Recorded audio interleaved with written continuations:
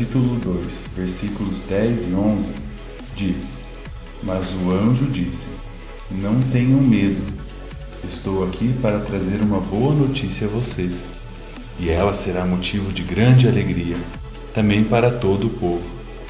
Hoje, na cidade de Davi, nasceu o Salvador de vocês, o Messias, o Senhor. Assim como os anjos anunciaram aos pastores, a igreja é chamada a espalhar a semente das boas novas do Evangelho. Ao mundo que caminha em falta de esperança, nós somos portadores das boas novas de esperança e salvação em Cristo Jesus. Apocalipse capítulo 22, versículo 20 a 21.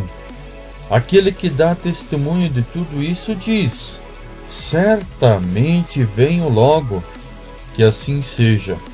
Vem, Senhor Jesus, e que a graça do Senhor Jesus esteja com todos nós.